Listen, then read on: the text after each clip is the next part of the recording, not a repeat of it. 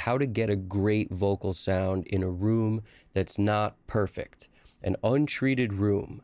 Maybe something some people would call a big room, or, because everyone has their own definition of medium, large, small. So let's just look at it like an untreated room. How would you deal with that? Number one, mic selection is going to be the first step to solving this problem. When people ask me, what mic should I buy? I throw it right back at them and I say, well, what room are you recording in? If they say a bedroom, I say, okay, a bedroom with sound treatment up on the walls, or just a regular bedroom, you've done nothing and you want to get a good sound. I want to get a good sound, I've done nothing. Okay, if you're at that place, think about why people use SM7s, that the mic that's on Joe Rogan's podcast and every podcast now because he popularized it. But this is the same mic that is used everywhere for one reason, because the room treatment doesn't have to be perfect. The bleed from like one person to another is minimalized because that mic only picks up what's directly in front of it, which is classic of a dynamic mic. In other words, mics are like tools. Every one is different. A mic that's a dynamic mic is made to capture the source and reject most of what's around it. A large diaphragm condenser is made to capture extra detail. And that's going to be great if you can isolate the sound, because that extra detail also translates to more picking up of the room if it's not treated. So that's why the right mic for is not the same based on where you're singing, in addition to the person's voice itself. In other words, some voices that are extremely powerful. For example, Bono of U2.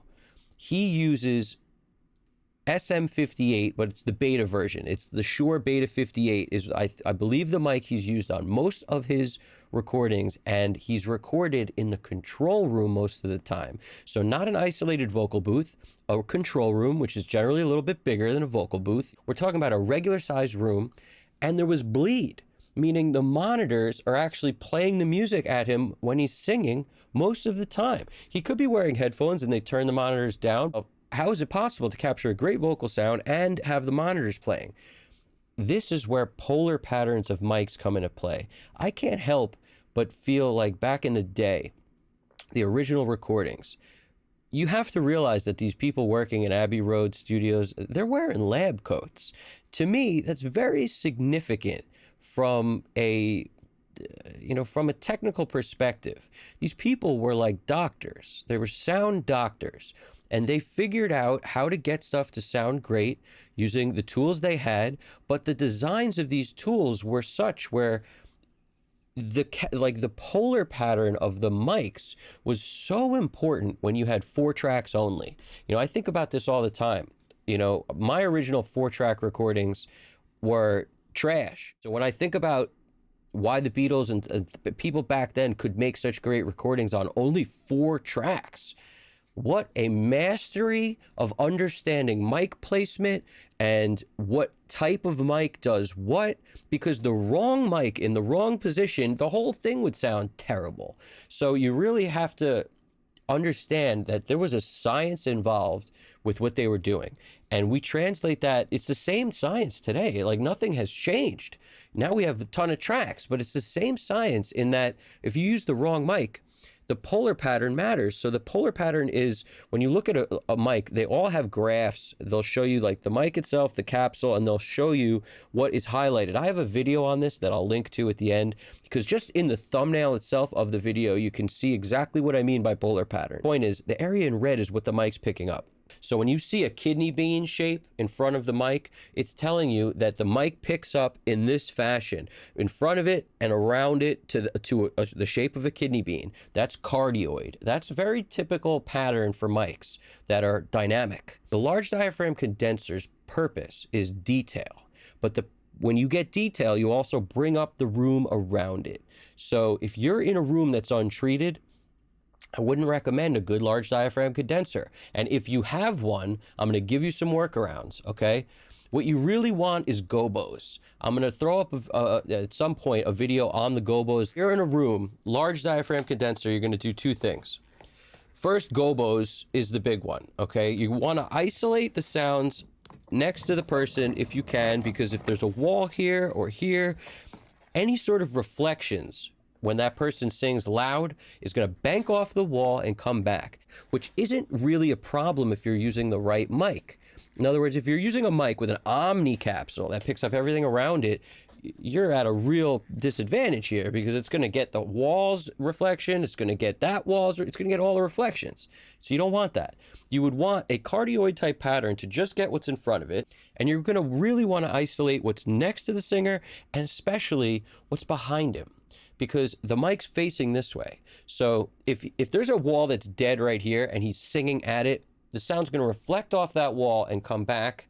And if there's a wall behind him, and there's a wall in front, he's going to reflect off there, it's going to hit there, it's going to come back this way. In other words, the sound keeps bouncing. And the way you remove that is by, first of all, don't sing near walls or corners. Get into the middle of the room, number one. That will help minimize the reflections into the mic. Also, if you could, you don't have gobos, which are relatively expensive, but you could build them yourself, like I said, but it's still, you got to buy the materials, you got to build it, that takes some time. Option B, C, whatever you want to call this, 2 mic stands if you have them, with the boom arms out, at a level that's above the singer's mouth, and hang blankets over them. That's very critical. In other words, hang blankets over the mic stands and create sort of pseudo gobos on both sides using only 2 mic stands. I've done this before, and don't use one blanket. Use a couple, use a few, use as many as you got. Take them all off all the beds, everything. It will help, okay? Again, because the reason there is density. The more density you put up, that's where soundproofing gets its proofing from. Like, that's why those little bullshit things you get on Amazon that are just the egg things, they do nothing. They do like very, very little because they're not dense. The density is what helps. So that's why multiple blankets is better than one. Now, if you don't have gobos and you don't have mic stands, try ladders. Like anything you could use 2 ladders and hang blankets over them. If anybody has 4 ladders, you put them on each side. But the idea here is you're creating your own pseudo vocal booth using what you have. It could be 2 mic stands and 2 ladders, and you're really off to the races. All right. So keep that in mind. Also keep in mind the floor reflection can easily be solved with a rug or 2 or 3. Just stack them up on top of each other and put them right under the singer. That will help a lot. All right.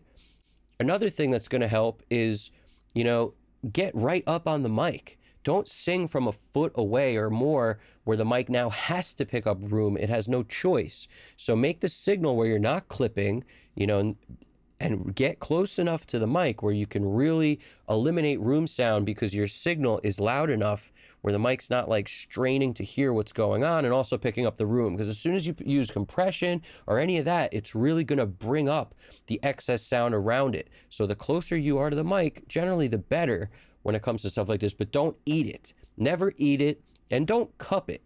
If you cup it, it's going to create a boxy sound that's like impossible to get rid of for the most part. No good. And in another respect, I'm going to show you a couple plugins that if you recorded in a place with room sound or somebody sending you stuff with room sound, you could use to mess with. But I have to say, it's also like not my favorite thing to do, because I've never once had a plugin that's supposed to remove reverb where I've put it on and I said to myself, yay. It's never ever been that way. I've always been like, okay, this helps a little. It's okay. It's not there yet where I'm just like stoked on what it's doing.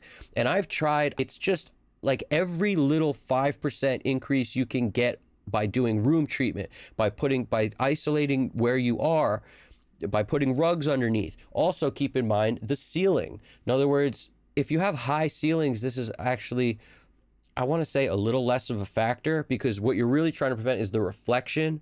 And again, this only really matters if you're using a large diaphragm condenser. If you're using a dynamic like an SM7, this stuff's so much less relevant. Or a Shure 58, it's less relevant. That's why people use those mics in those situations. Everybody in those situations, podcast city, could be using, U47s. It's like Rogan has the money, he could buy anything. Why is he using that? Because it's the right tool for the job. That's why. So realize what's going on out there. And, you know, that's a particularly expensive one because the rejection's so good, because an SM7 kind of has a natural compression thing because of the space between the capsule and where that metal cage ends is actually set back a little bit. So when you sing into it hard, you really are never directly up on it, because that metal grill prevents you from being directly up on it, which kind of gives it a natural compression, so to speak, because it makes it where nobody's going to clip the signal if you set it right, and they're going to talk loud right up on it. No plosives, no nothing's going to clip that signal. So it makes it pretty solid for this reason alone, okay? So Michael Jackson used that mic, Kiedis used that mic. People use those SM7s who are, you know, aggressive singers, and they're right up on it and they want that super intimate vocal sound. That's why that mic is so good. Whereas on a U47 or something, if you get close enough and you don't use a pop filter, you're going to hear your plosives all day. No good. So, you know, and you'll hear your lip smacking noise. You'll hear a lot of stuff on a U47 style mic or a Sony C800 style mic. Chris Cornell, if I'm not mistaken, blew out like 4 U87 mics because he was singing so loud directly into the capsule. The capsule just couldn't handle it. He was capturing great sounds anyway, so they just kept buying new ones. And the record companies footed the bill to do that sort of thing back then. The world's completely changed since then, but, you know, that was a really interesting thing when I heard I've never heard of somebody blowing out the capsules of the mics by belting into them too hard. That's really interesting.